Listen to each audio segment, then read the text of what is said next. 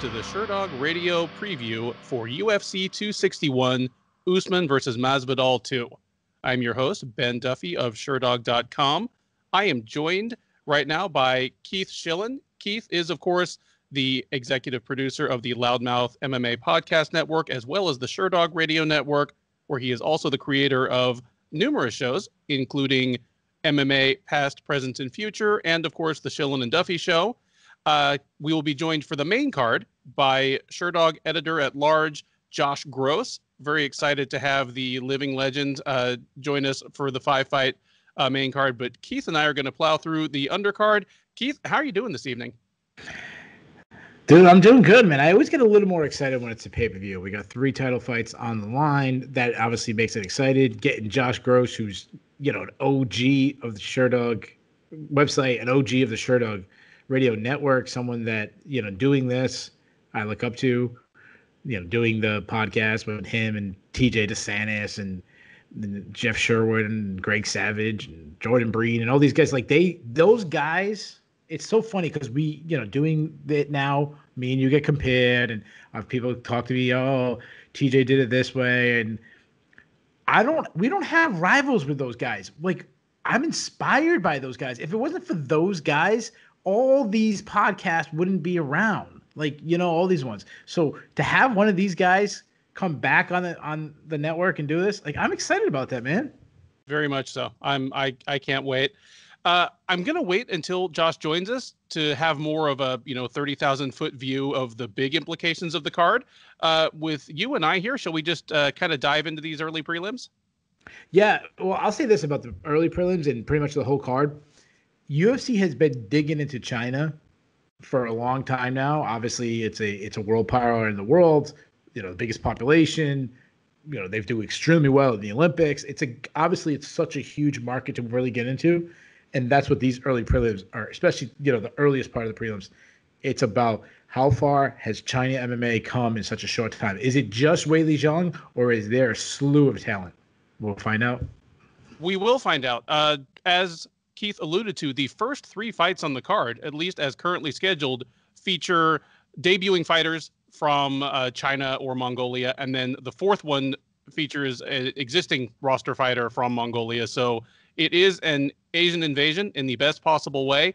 And Keith may differ with me on this, but a couple of these debuting matchups they're not softballs, but they've been set up to give these debuting Chinese fighters a chance to really show what they can do.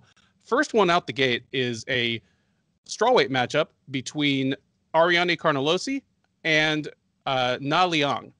Carnelossi, the 28-year-old Brazilian, is 12-2 overall. She is 0-1 in the UFC. She debuted last September, getting bloodied into a doctor stoppage in the 3rd round by Angela Hill.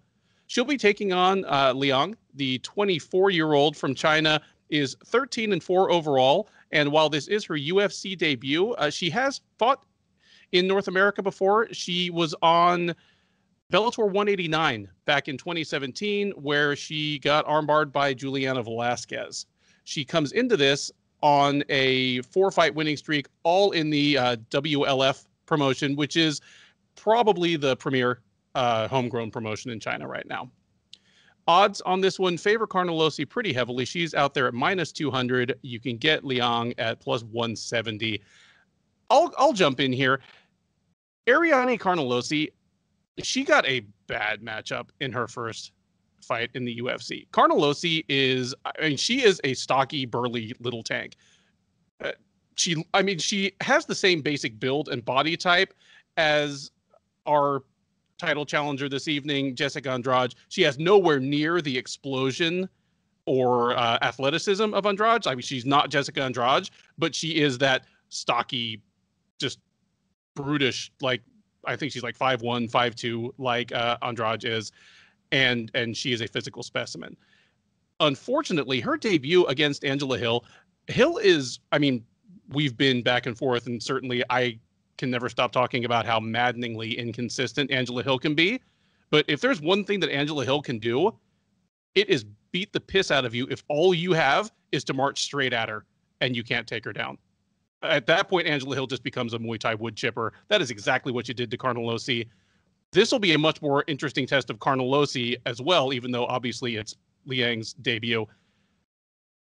Liang got a horrible draw in her fight in Bellator back in 2017 because Juliana Velasquez is a flyweight. She is a powerful flyweight. I mean, she just won their title by basically bullying Alima Lay McFarlane around. That fight doesn't tell you much about Liang because for one thing, she was also like 19 or 20 years old there. She's listed at 5'9". I'll be interested to see how tall she really appears to be once, we get her on the scales, once we get her in the cage with Carnelossi. But she is on the tall side, even if she isn't a 5'9" strawweight. I mean, even if she's just like 5'7" or something, she's tall, she's willowy. In 2017, she was not physically strong at all.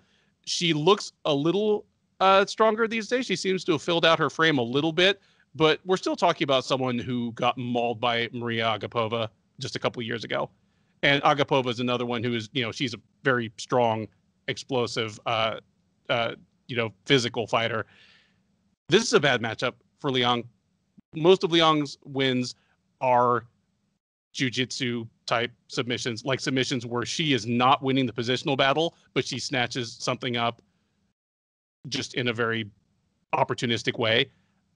I'm not picking her to be able to do that to Carnelossi. I think Carnelossi, she presents as a Muay Thai fighter, but I think Carnelossi is going to be willing to just kind of take her down, beat her up on the ground, not get caught in a submission, and give me Carnelossi by a pretty one-sided decision, just kind of physically overpowering the fighter who's not ready to deal with it. Yeah, you made a good point that in her Bellator debut, Liang, and I apologize. I'll stop right there. I apologize if I say these names wrong, but I believe it's Liang. Draws the current champion. Wasn't the champion at the time, but current champion. And then in her UFC debut, she's now a near 2-1 underdog. So we talked about saying that these Chinese fighters are getting winnable matchups, but like. Not all of them, I guess. yeah, like the odds are saying otherwise. Now, we'll talk with Connelossi. I think the Jessica Andrade, besides their physique, I think the Jessica Andrade comparison is fair. Not just based on, obviously we're talking about a girl who's fighting for the title, former champion, versus a girl opening up the card. There's obviously a gap in their skills, and you talk about the explosion, but the mindset of get inside and land power hooks in the pocket. They both have the same style. They both come forward. They both have a very good cardio. She is a bull. She charges forward like a bull. She's a big power puncher. I mean, you look at Carnelossi, she might have the biggest muscles in the UFC. Like, she's challenging Francis Ngannou. Like, she is yoked. She wants to get to the pocket, like we talked about Jessica Andrade, to unload shots. She also, like I said, she also has the high output, which is so surprising of a power puncher. Even though Angela Hill had such a gap in skill, such a gap in experience, movement, she was still fighting deep into that third round, throwing hard, kept pressing her. She just was doing the wrong thing because she struggles to land the power shots because she chases her opponent instead of cutting off the cage. If she made one, and she actually was landing some good shots in Angela. If she made one little adjustment, she learned how to cut off the cage, she actually might have beat Angela Hill or at least made it a much more competitive than it is. And it's not all punchy with her, though. She's got good calf kicks. I think she's got some good body kicks. The one thing I was really surprised, and I guess I shouldn't be surprised based on her height, is that it was brief moments that she was losing the clinch battle against Angela Hill, and it was due to her size. I thought her brute strength would kind of be an advantage where she can kind of muscle someone to the cage, and that really wasn't the case. Angela Hill was getting the clinch. Landis Benitez getting out before anything can happen. Now move over to Liang.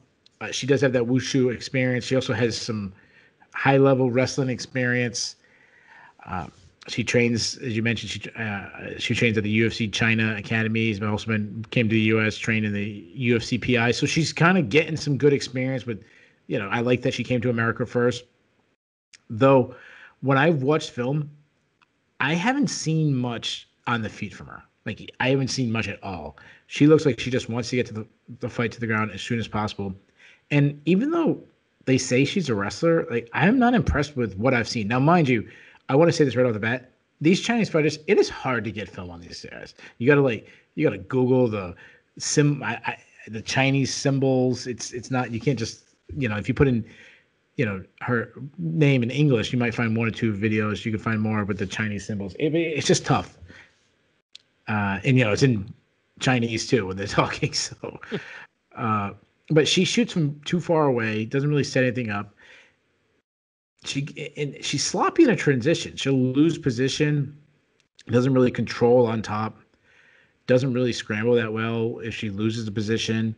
I saw one fight she pulled guard to get to the fight to the ground. She does have submissions off her back, and she keeps her hips moving on the back, which is something you like. I saw one fight she was transitioning back and forth from arm bars and triangles, which is really nice. And that could happen here. But if Liang can get some takedowns, she could win this fight. I just haven't seen enough to feel confident that she will. I think Carnelossi is going to land some power shots on the feet. And from what I've seen in the feet, this looks like a shellacking. So give me Carnelossi to get her first UFC win, and I actually think she might get a stoppage. So I think that the night is not going to start off right for China as Carnelossi wins by second round TKO.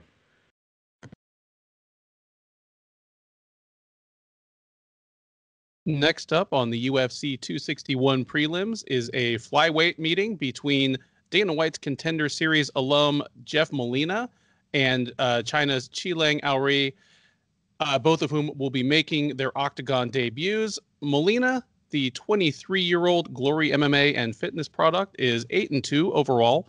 He won over Jacob Silva at Dana White's Contender Series last August, took a pretty one-sided unanimous decision, and is now making his debut. Aori, the 27-year-old from Inner Mongolia, fighting out of Shanxi, is 18-6 overall. He is on a 6-fight winning streak, again, all in the WLF promotion.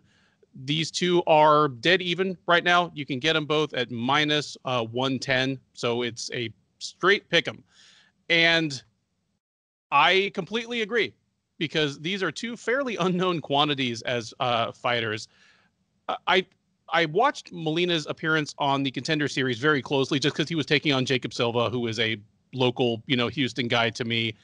And he fought a great fight to beat Jacob Silva. He was the taller, rangier guy. He came out with kicks right away, hard kicks that they changed the course of the fight right away, because one of his first kicks almost, took Silva right off his feet. That changed the way Silva approached the rest of the fight. Looking at Molina's earlier fights, his kicks are, in my opinion, the best part of his striking game.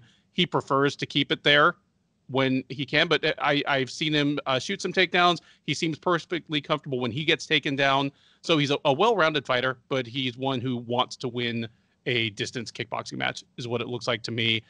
Aori, Keith said it all.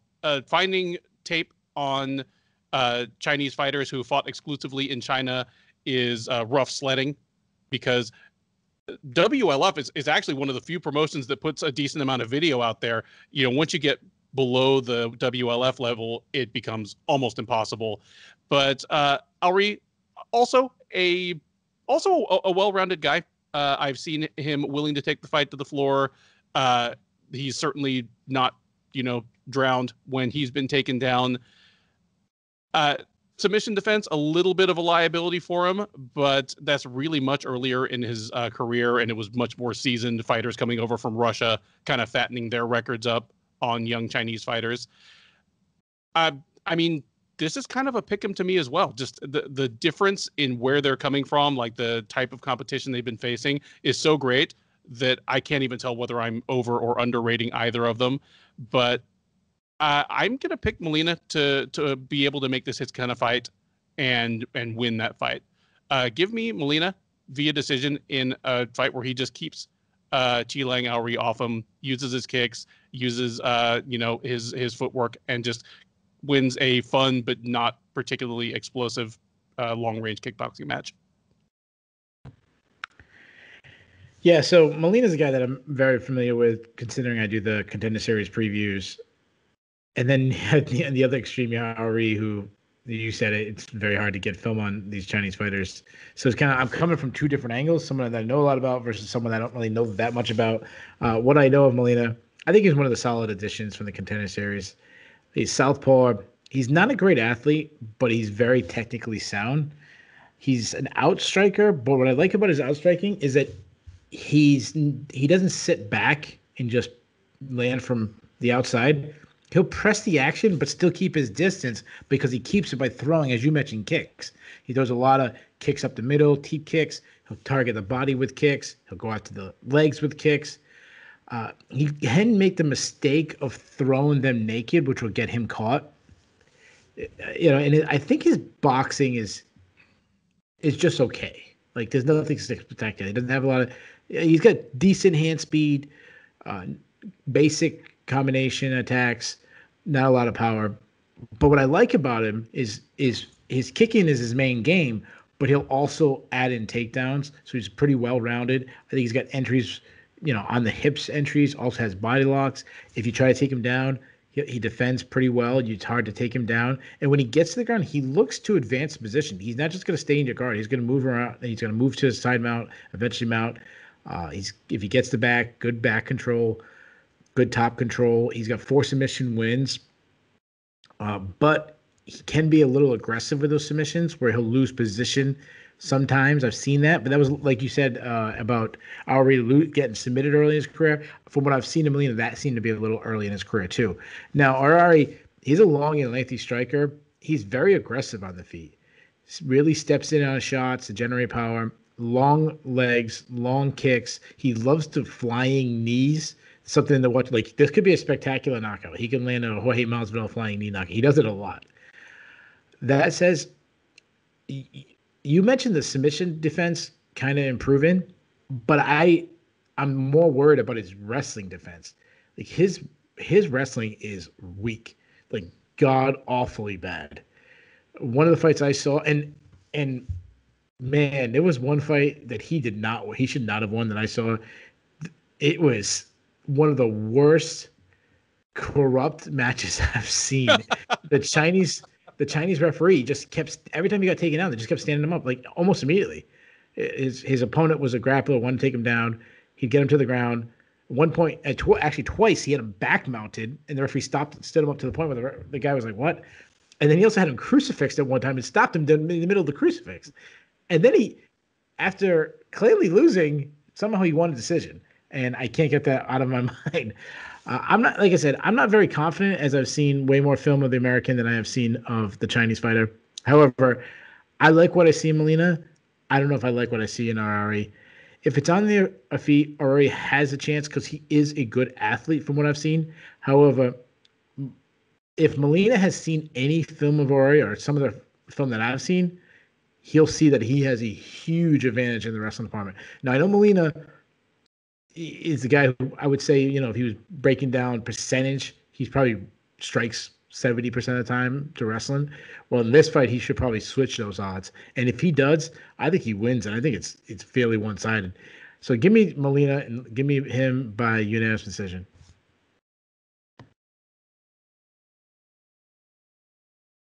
Next up is a lightweight scrap between the debuting Zhu Rong and Rodrigo Vargas. Rong, the 21-year-old from Sichuan, is 17-3 overall. He is on a 10-fight win streak in WLF. All of them, nine of the 10 wins by finish. Hasn't lost a fight in over 3 years. Now is as good a place as any to just throw out the item that while he is listed at 21, that may not be God's honest truth. For that to be true, he would have had to debut at age 16, like right after his 16th birthday. And while that is not out of the realm of possibility, it is a demonstrated reality that many Chinese fighters cut age rather than weight as they come across to stateside promotions. So I guess we'll see what happens there. But at any rate, the young man from China is on a 10-fight winning streak. He is taking on Vargas. The 35-year-old Mexican is 11-4 overall. He is still in search of his first UFC win, having lost to Alex da Silva Coelho back in August of 2019, and then to Brock Weaver via a weird disqualification for a knee to a grounded opponent at UFC Fight Night, Anderson versus Blachowicz, last February. Odds on this one do greatly favor Rong. He is minus 250. Vargas is plus 210. Keith, how do you feel about this one? Well, I love that you pointed out that he could be older. Because I mean, wasn't Mr. Miyagi like 28 when he did the Karate Kid movies? Is that that's what he was? That's what he's listening now. I know that was. I was wait. He wasn't from Okinawa. China. Okinawa. Yeah. So I even screwed up. I even screwed up the joke. And then the real actor was American. Yes. So as into this fight, so Vargas. I'll talk about Vargas first because obviously there's a lot more film on Vargas. Southpaw, very aggressive. But it's funny because he's aggressive, but he's flat-footed and kind of plodding. But he keeps forward. He actually reminds me of Tristan Connelly, who would have seen on this card if Tristan Connelly hit harder. Because he's got nice power. He's actually got a surprisingly quick high kick. And like Connelly, he'll mix in a takedown. He'll look for a takedown. His last fight, he took Brock Weaver down with a single leg. I saw another fight where he'll try to like catch a kick and take it down. And though he's got a lot of knockouts in his career, I actually think he's a better grappler than he is a striker. Now moving on to Rong, like you said, he's got 20 pro fights. He's 21. That's what he's listed at. I don't know. A lot of those fights, though, while it's nice to come in the UFC with 20 professional fights under your belt, a lot of those were against tomato cans. The guys with some really bad records. And I haven't seen much from him, but I like some of what I've seen, and then I have some question marks on other things. So the things that scare me, I'll start with that. He keeps his chin high in the air. He's a weak defensive wrestler. I feel like I've said that a lot about these Chinese fighters so far. And he also has been submitted 3 times. Like all of his losses have come by way of submission. What I like, he fights behind a high guard. Pretty good boxing. He's a very patient striker, but when an opening is there, he'll land with accuracy. He's got pretty good snap on his punches himself, pretty good power. He also throws a lot of kicks. I haven't seen much on the ground from him, especially in the offensive wrestling, but he was in some scrambles in some of the matches I saw. And I don't know if he won the scrambles, but he did okay. Like sometimes he'd get up. This is a really tough one. However, I'm going to go with the upset. Rong appears to have an issue on the ground from what I've seen. And Kazula in his last fight was trying to get the fight to the ground. Plus, Rong has faced some low-level guys. He's, supposed to be really young. This just might be the moment that gets to him, especially if he's 21 years old. So I'll go with the underdog. I'm going to go with Kazula by decision, and I'm going to lock this in as my upset special. And if you're keeping track at home, I'm saying China's starting off 0-3 on the night. There we go. Keith, with the fire early on, picking the pretty substantial upset. I completely get where you're coming from with that. Rong has looked impressive against some very questionable competition, in his last couple years of fights.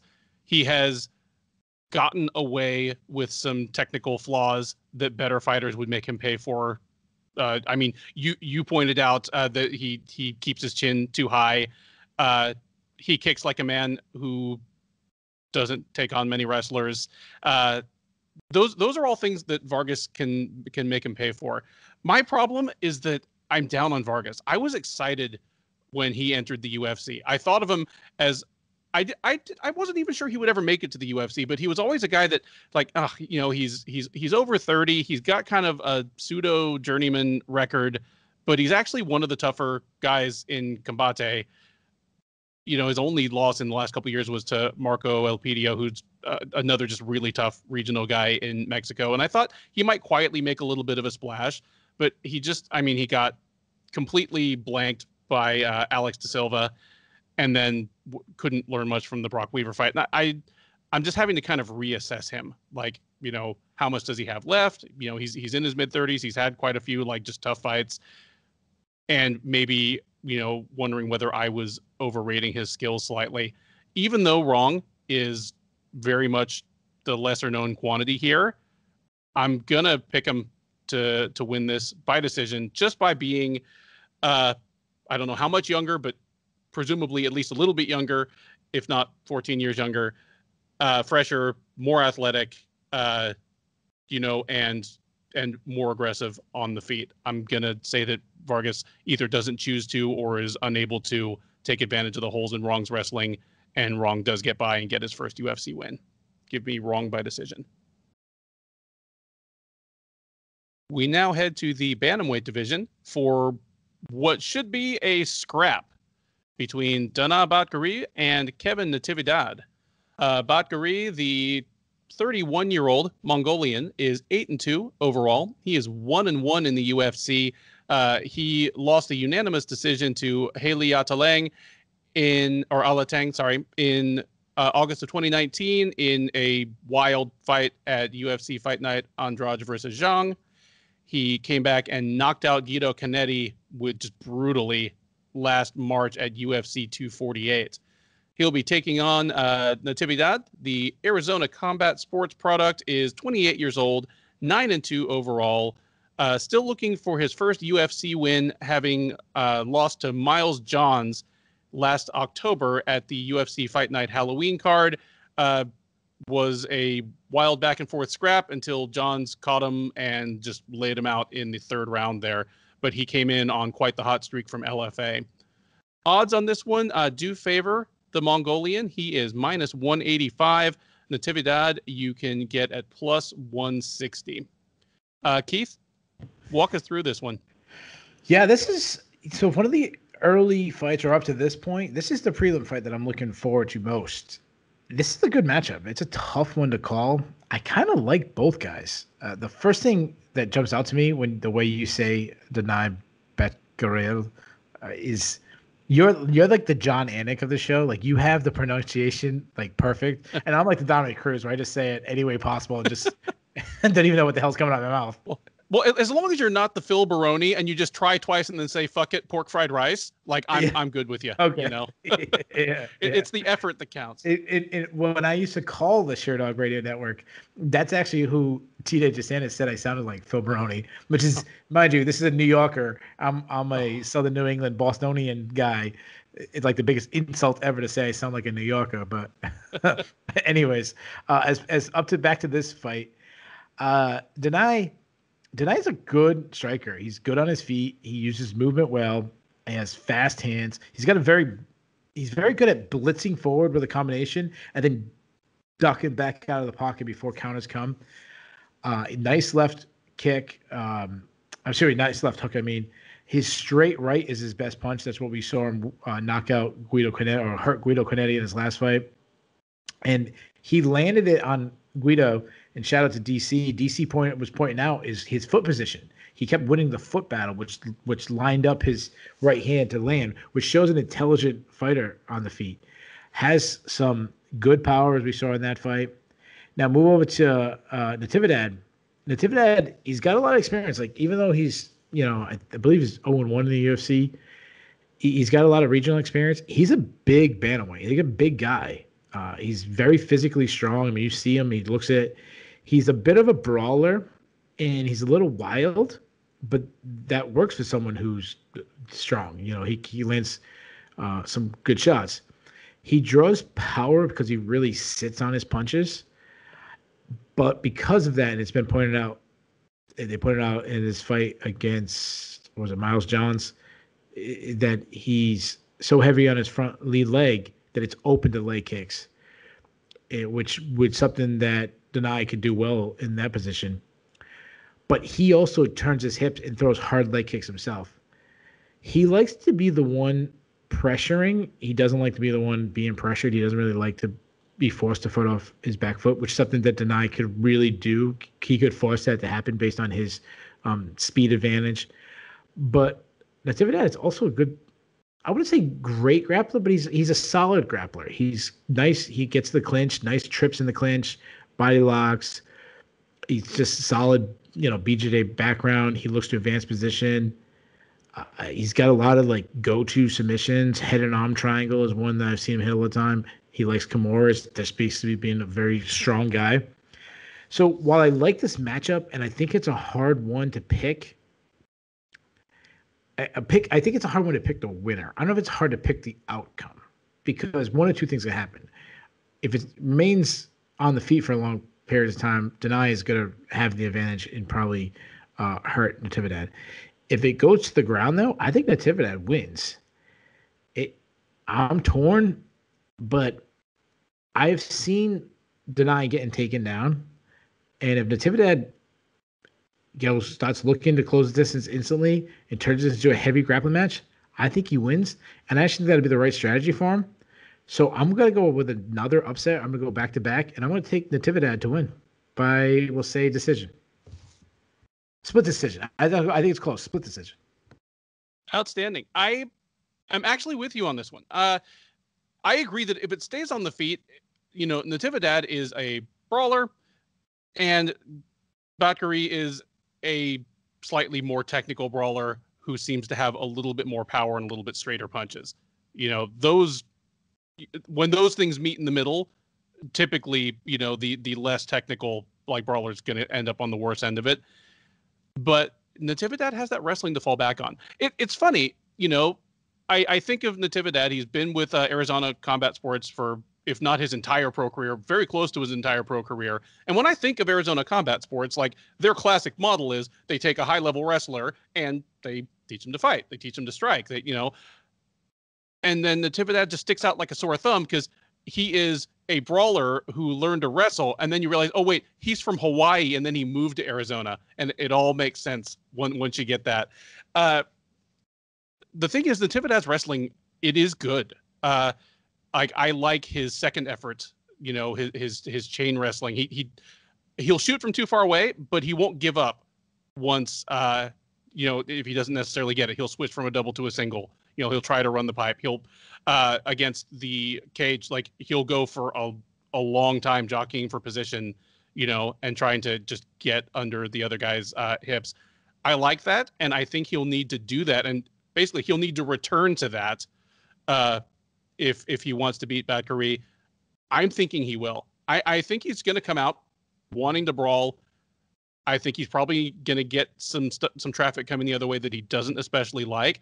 And me picking Natividad here is me picking him to be smart, make the adjustments, not try to beat Batgerel on his turf, but just take it to the ground and win the fight. Natividad he's an aggressive guy. He's a brawler. He wants to just scrap, but he also lost his UFC debut, and I don't think he wants to go 0-2 in the UFC in a winnable fight. So give me Natividad to play it smart, get the decision win, survive, and advance. That's matching upset picks on that one. The UFC 261 prelims cruise on with a featherweight matchup between Pat Sabatini and Tristan Connelly. Sabatini, the 30-year-old out of Renzo Gracie, Philly, is 13-3 overall. He is making his UFC debut, but he has been a mainstay in Cage Fury Fighting Championships, as well as some other Northeast staples such as CES and Ring of Combat. He comes in on a 2-fight winning streak out of CFFC, both of them by finish. He'll be taking on Connelly, who is 35 years old, from British Columbia. He is 14-6 overall, and he is 1-0 in the UFC, having made a very successful, very memorable debut against Michel Pereira back at UFC Fight Night Cowboy versus Gaethje in September of 2019. Odds on this one do favor the debuting Sabatini pretty heavily. He is minus 230 or so. You can get Connelly at plus 190. Keith, does Connelly have enough magic in him to beat the odds again, or is this Sabatini's fight to lose? Well, one thing I'll say, I'll never count him out anymore because he was such a massive underdog in his last fight. And I don't know how far Connelly is going to go in his UFC career, how successful he's going to be. When he beat Michel Pereira and then his post-fight interview, he was, he's talking about a big game. I was really good. I trusted myself. I believed in myself. I knew it was going to happen because of how good I am. Wait, it's only beginning. He said something like that. Well, I don't have that much confidence in him. I'll say this.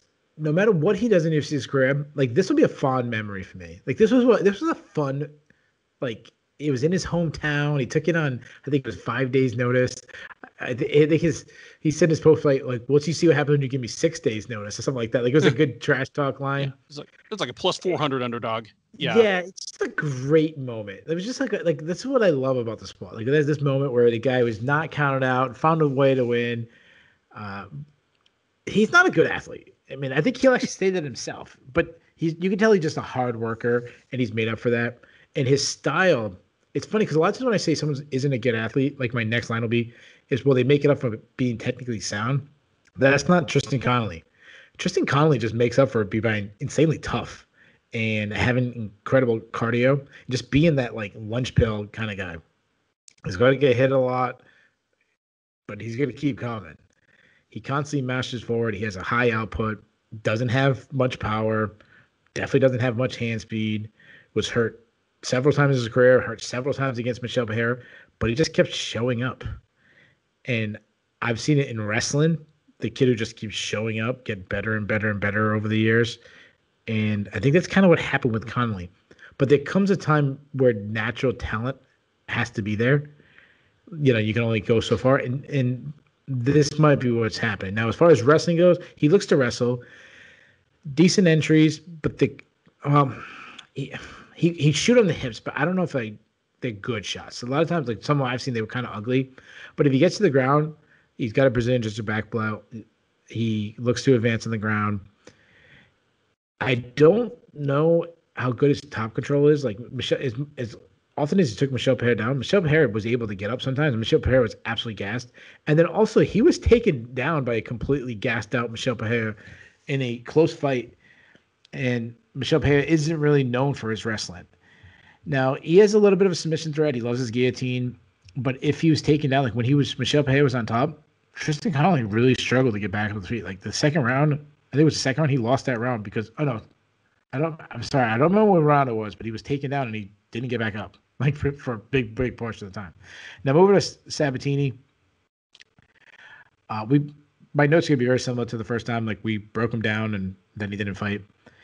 I wouldn't call Sabatini a great athlete, but I would say he's a plus athlete. He's got a karate style to his striking. He's got a very wide stance, Stephen Thompson style. Loves spinning attacks. That kind of exciting. When you make it simple though, and you actually look at his boxing, it needs improvement. Single strikes at a time, not a lot of power, throws little weird angles. I think he needs to tighten it up a little bit. Though I'll give him credit, he's got, I would say he's got stinging power. I wouldn't say he has like crushing power. Like I know I just said not a lot of power. He doesn't have crushing power. So when you throw single strikes, like you want to have crushing power when you throw single strikes. But I like that he goes to the body and he throws a lot of kicks, especially leg kicks. And then when you look at the ground, this is a good wrestler. This is a D1 wrestler. He's willing to make it ugly if he has to, grind you against the fence. He's a bit of a submission threat too. He can catch a submission. When Sabatini was matched up against Rafael Alves, I picked him to lose. I thought it was a good matchup, but I was taking Alves. However, in his actual UFC debut, if this actually happens, to me, this is a much easier opponent. Sabatini is a way better athlete than Tristan Connelly. He's probably better on the feet. He's definitely better wrestler. And if Connelly presses the action like I expect he does, that actually could backfire on him and give Sabatini easier takedowns. I just think Sabatini's better all around. I think he's a better prospect moving forward. Give me Sabatini, I'll say by decision because of how tough Tristan Connelly is. But Sabatini picks up a win in his UFC debut. Yeah, it's a great story. Like Connelly is a great story. Because something that I forgot until I was kind of, studying up for this matchup is that not only, did he win, and that was actually Sherdog's upset of the year for 2019, but he took up $100,000 because it was the fight of the night, but Pereira missed weight. So he got both of their fight of the night bonuses. He was probably the third highest paid guy on the card after Cowboy and Gaethje. Like once you tallied it all up, like what a night for him, and good because he ended up being gone for the next 18 months with a variety of injuries, COVID stuff. But at any rate, the one X factor here to me is that Connelly on the regional scene in Canada was typically a lightweight. He debuted in the UFC at welterweight and ended up being welterweight plus. And now he's dropping all the way to featherweight. I mean, he's going to be like much taller than Sabatini anyway. But yeah, he's not a guy that you look at and it screams like plus athlete, like fighter type. You know, he looks kind of like a tall, skinny guy, and will especially do so at 145. He's got a lot of submissions, but he's a submission artist of the, I don't know, poor man's Michael Chiesa type. Like, he's good at taking the back. He's, good at sweeps and then taking the back in transition and then locking up the rear naked choke. I don't see him being able to do that to Pat Sabatini. I agree with you. Like, Sabatini is a plus athlete, if not, necessarily an off the charts athlete. Very good wrestler.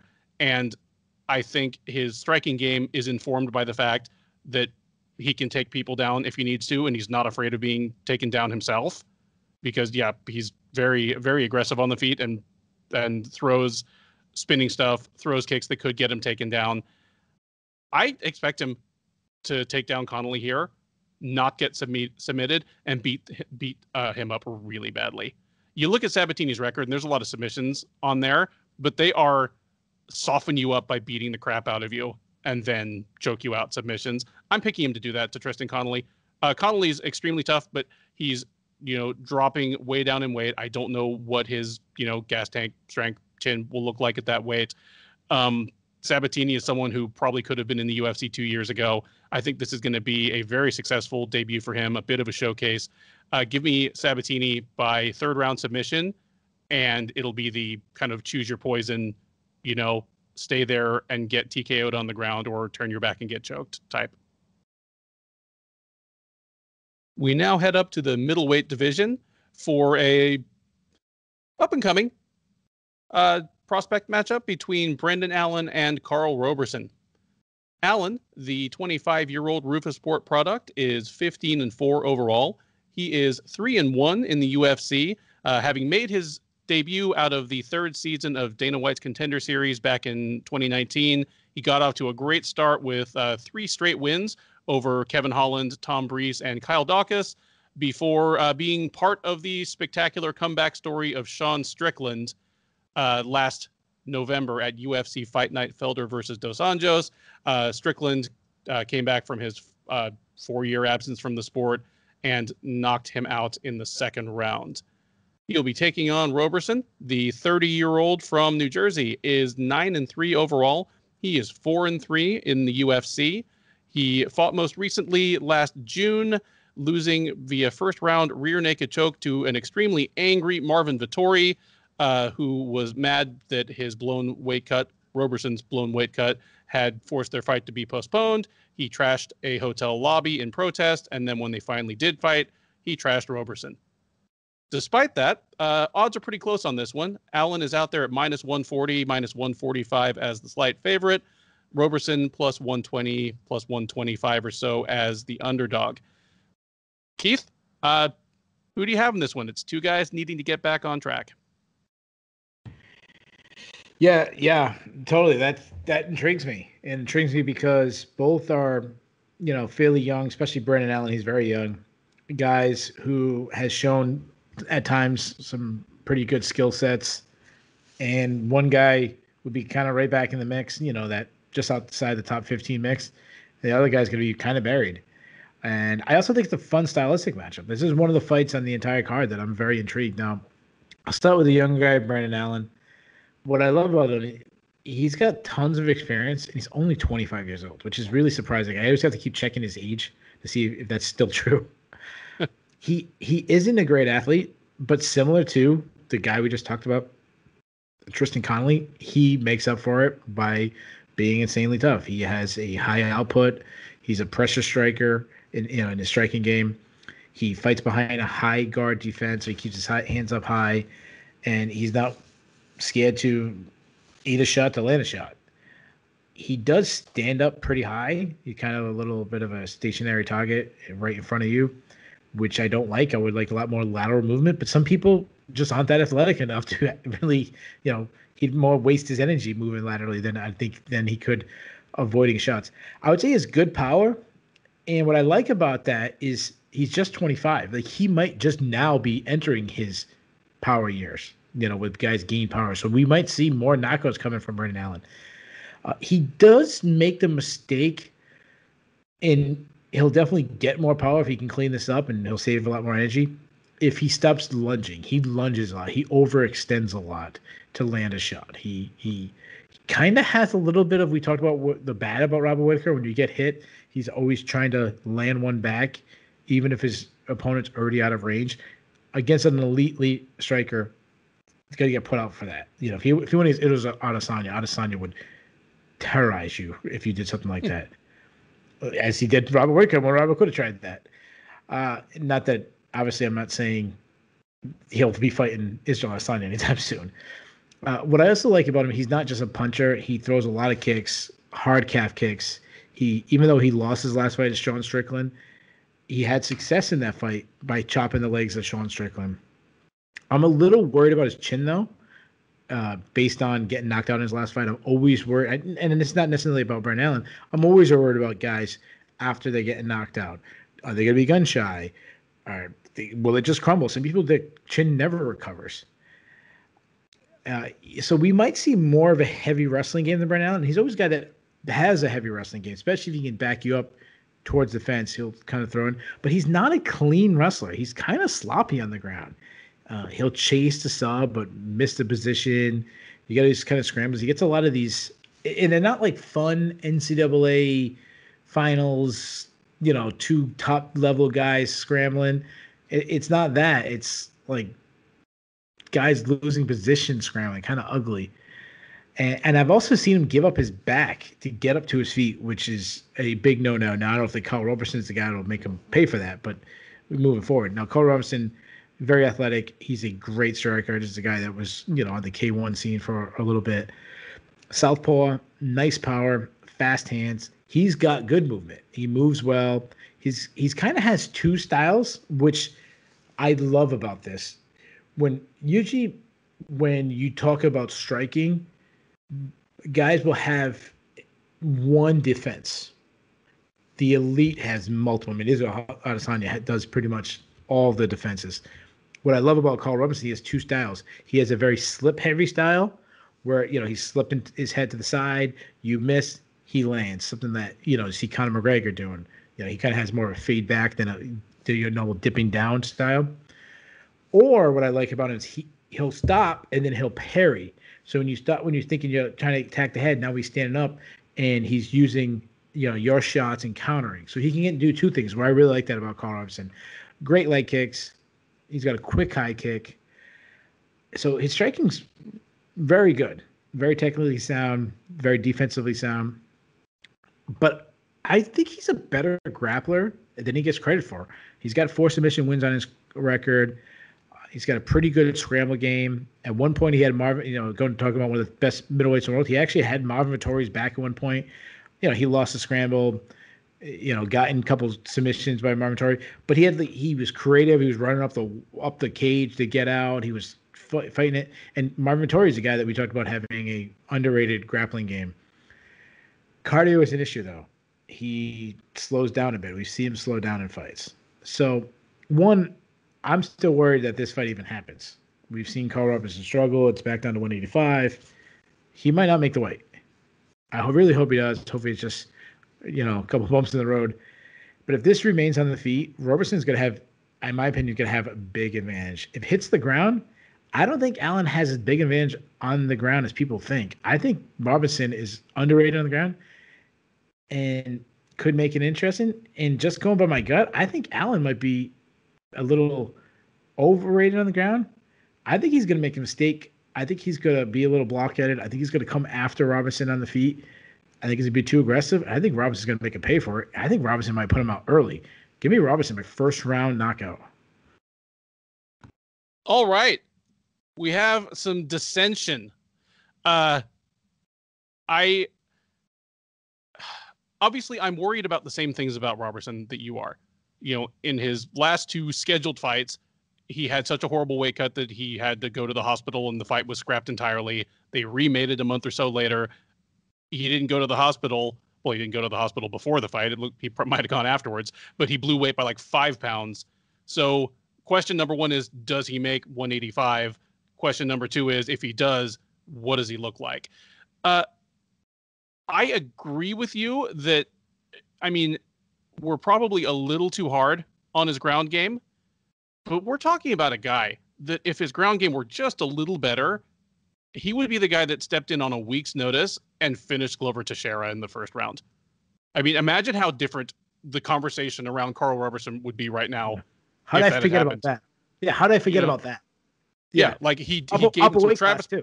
Yeah, up a weight class, 7 days notice, gave him some Travis Brown elbows, put the old man down, was in mount. Like this thing was almost over, and Glover Teixeira just did Glover Teixeira things, tough as nails, survived, and once he had his wits back, he swept Roberson in, a flash, and this was over. One, that makes me want Roberson just to stay at 205. Dude, stay at a weight class that you can step up on a week's notice and look that good. Don't keep killing yourself to make 185. Anyway, I agree that he's a really good striker. Like it's fun to watch him in fights that stay on the feet. Allen, I'm still high on Allen despite the Strickland loss. To me, I mean, I'm not trying to impose some like storybook narrative onto this. I'm just talking about people's actual momentum, like just them being in the zone. But Sean Strickland was kind of a man of destiny last year. Like he came back and he just looked so good. I think he would have beaten all but a very few middleweights in the division in that fight, just as good as he looked. And if you look back at where Allen was before that, he's got some good wins and he's got some wins that have aged well. Like choking out Kevin Holland looks really good now. The guy he beat on the Contender Series to even get to the UFC, Aaron Jeffrey's probably going to be in the UFC himself this year. He's won 4 straight since then. I think he's won belts in like 2 regional promotions. Like they're good wins. I'm picking. I think you're right. Like in the general rhythm of the fight, I think Allen's probably going to be in some trouble early. Robertson's a fast starter. He's a much better striker. He has more power. He has faster hands. He has good kicks. I'm picking Allen to survive, and for this, like the ball to start rolling downhill the other way as Roberson gets tired and Allen does not. So give me Allen by decision in a fight where he loses the first round and wins the second and third. And hell, if he gets beat up bad enough in the first round, we might even be looking at a draw. But hell, if I'm going to pick that, if I wanted to pick that, pick it. Yeah, pick it, man. Well, what I'll do is I'll put a few bucks on it at like plus 1,800 or whatever it is, and if not, well, my kids can always go to community college.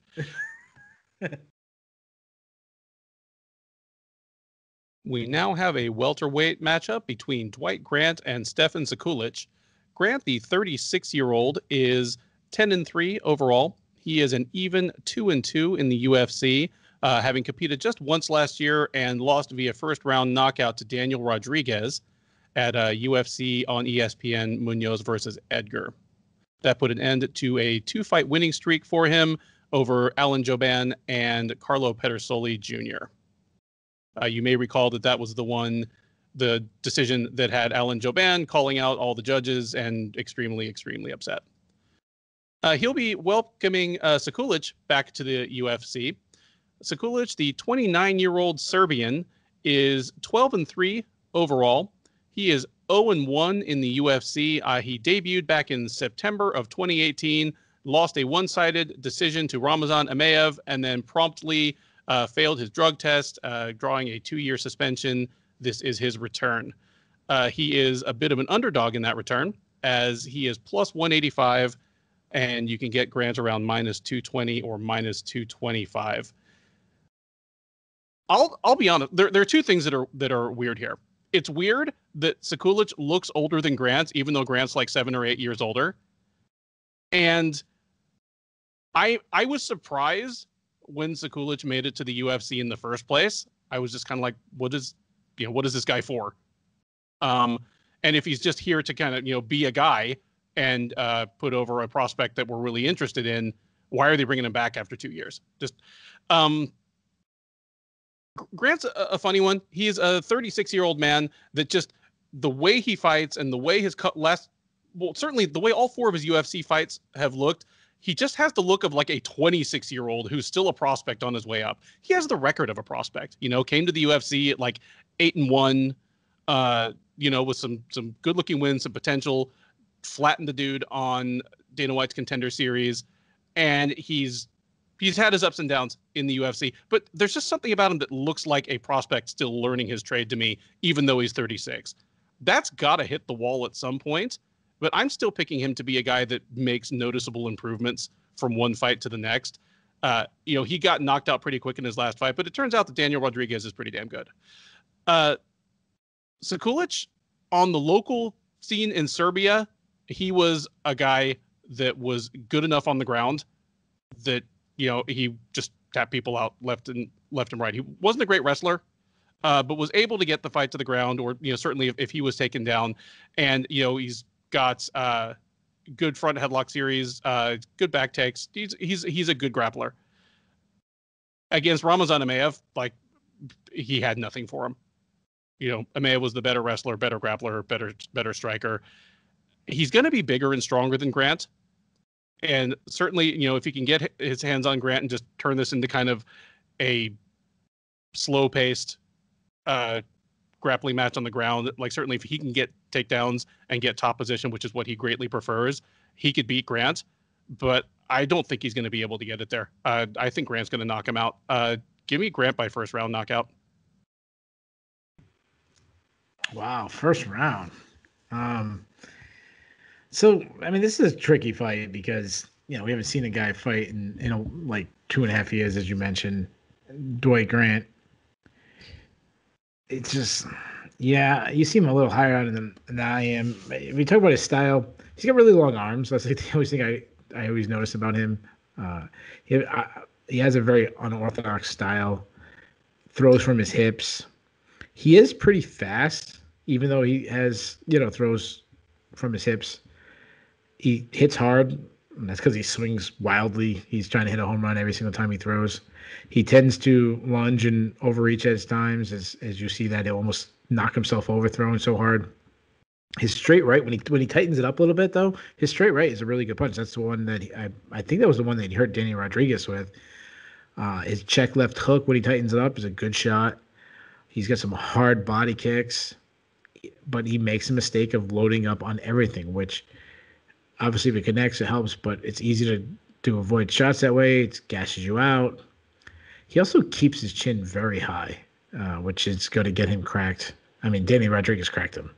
He's not much of a wrestler, but if he ends up on top, he's strong. He's got an okay top control.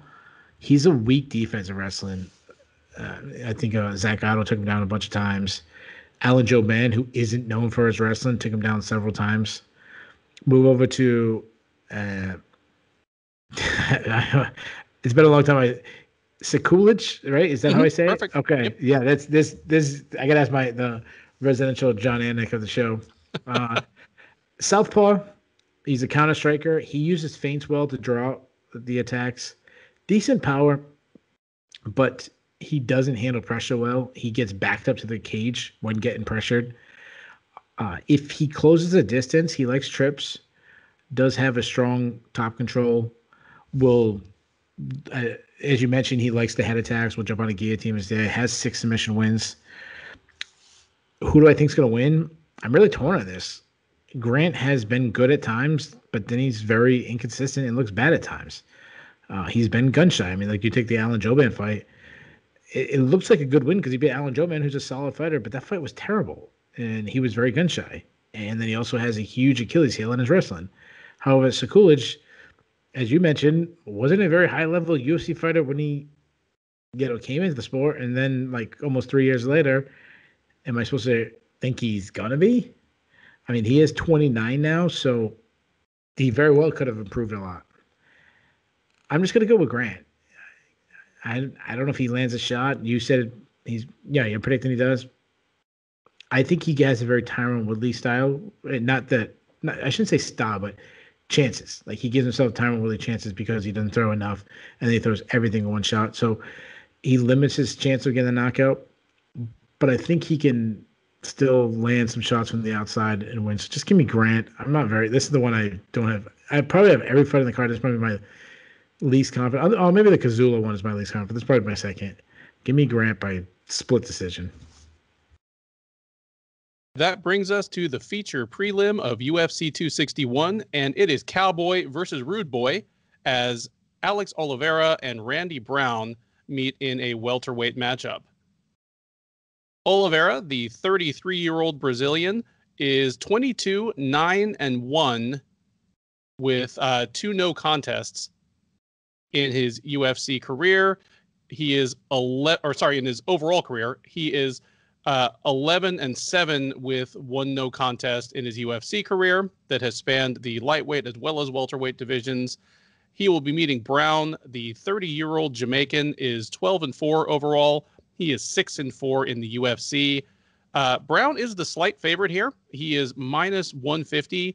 You can get Oliveira at plus 125, plus 130 or so. Alex Oliveira, when you look at him now, it is hard to believe that guy ever made lightweight. Like, he's not the tallest welterweight in the world, though he is like 5'11" or 6 feet tall, but he's got long arms and legs. He's got broad shoulders. He's got plenty of muscle on him. And more importantly, he's a strong guy, even at welterweight. I just feel as though just about every time he and another welterweight get their hands on each other, like, he is able to push them around and do what he wants to do with the fight, like win or lose. Like, I was shocked that Shavkat Rakhmonov just ran him over on the ground so effortlessly in their fight, because that was really the first time I'd seen someone do that to him in the UFC. Just, physically bully him. I'm going to go on the assumption that that was a bit of an aberration and Rakhmonov is just that good a prospect, and Oliveira is still he's a plus fighter at welterweight in terms of strength, physicality, athleticism. He has a game of kind of mismatched bits and pieces on the feet, I feel. Like, he throws really hard punches, but not always in combination, doesn't have much of a jab. He has great kicks, just really hard kicks to the legs, body, that he tends to throw them early and often. So if the fight goes long enough, they do sometimes become a factor. On the ground, he's very, he's a capable submission artist in his own right. And except for against the very better grapplers he's fought, like, his submission defense hasn't been much of a liability. Looking at Brown, his record in the UFC, it's 6-4, and I think it's deceptively bad because he got thrown into pretty tough matchups right away. They looked at Brown, they looked at his fight style, and they kind of threw him into that round robin of action welterweights that were kind of borderline contenders. Like, he just got thrown in there with the Nico Price, Vicente Luque, Bilal Muhammad, and those guys for about 3 years all fought each other at least once. Several of them fought each other twice. And Muhammad and Luque kind of floated to the top of that, and Brown kind of sank to the bottom. But it doesn't mean that Brown's a bad fighter. He's a good striker who makes good use of his length. He's incredibly tall, long arms, long legs. My problem with Randy Brown is that he's a terrible defensive wrestler, and we don't even realize how terrible he is, because in that whole 4-guy round robin, most of those guys just wanted to slug it out. Otherwise, I think his wrestling would have been much more exposed than it has been. I'm expecting Oliveira, who, he's certainly shown himself willing to take the fight to the ground if it suits him best. Like, he's a wild man in his personal life, but, he does usually fight to his best advantage in the cage, so he can bring those checks home to his 9 children by 9 different women, and none of them blow him up with a grenade on New Year's Eve. Give me Alex Oliveira to take down Randy Brown. Maybe early. Maybe he'll start trying to get him, to trip him or even shoot takedowns in the first round. But by the second round, get Brown to the ground, just run game on him there, like, beat him up and get a submission. Give me Alex Oliveira by submission, probably rear naked choke in the second round of this fight for this light upset. It is not my upset special. Wow. Saving that one for Jessica and Josh, I think. This is another good matchup. I think you broke it down the placement really well, like where these guys place right now in the division, where Randy Brown stands. I think that was really good. Randy Brown would probably be a ranked opponent if he was a middleweight, based on his skill set I'm talking about. Obviously not, you blew him up, but being in the division he is, it's one of the most loaded divisions. It's very hard to get into the top 15, especially even hard to get in the Sherdog top 15 when we add in, Bellator and other organizations, fighters. So I'm intrigued by this. So I'll start with Oliveira. He's a good athlete. He's elusive. He's got a pretty aggressive style, but it's very unorthodox striking style, very similar to the guy we just talked about, Dwight Grant. He also throws from his hips. He lands from weird angles. That's because his hands are low and kind of to the side. He also is built like him. He's got long arms, long legs. His punches kind of loop. They're looping shots a lot, kind of similar to.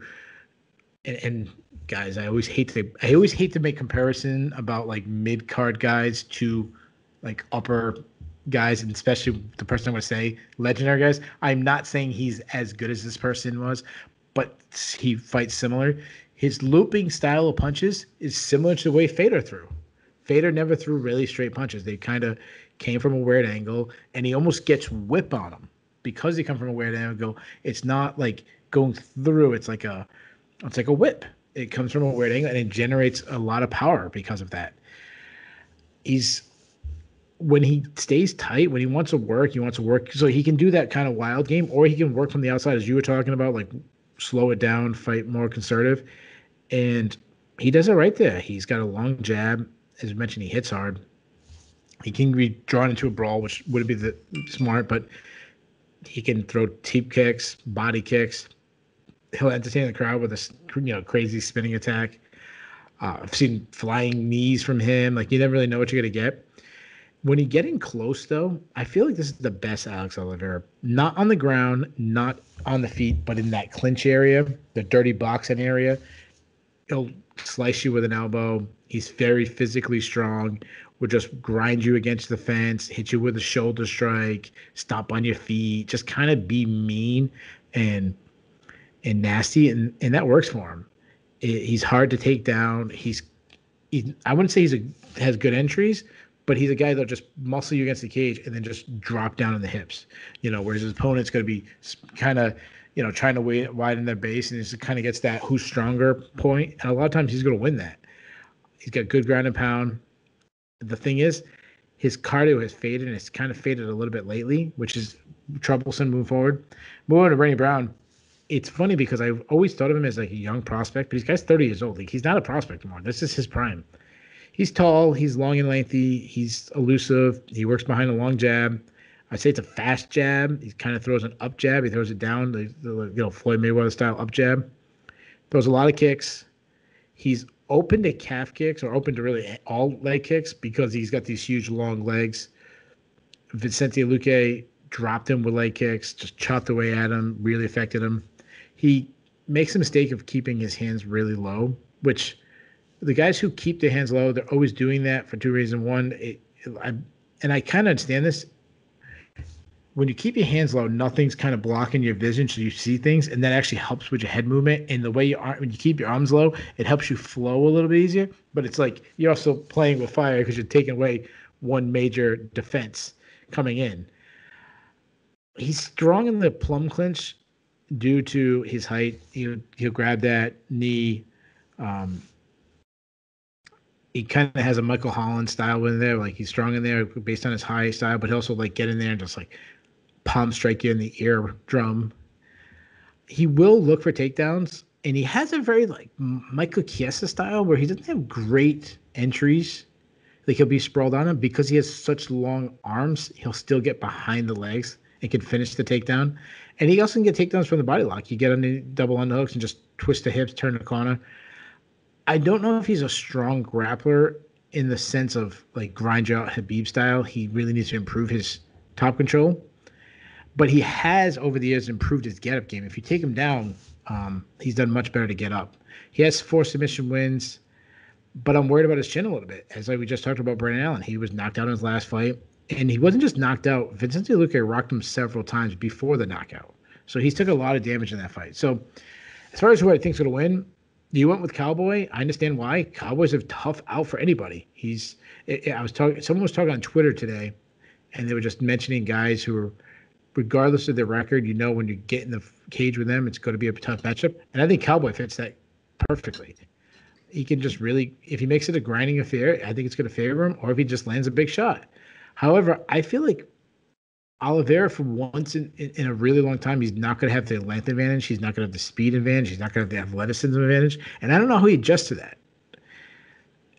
So I feel like Brown is at the point where he's still improving, and Oliveira might be starting to decline. So give me Brown. I think it's going to be one of his big moments. We're going to go opposite sides. I'm going to say Brown wins, and I actually think he might light him up a little bit. So I think it's going to be a pretty decisive victory. Give me Brown. I want to take a stoppage, but Oliveira is so tough. I say it makes the decision. Brown by one-sided unanimous decision.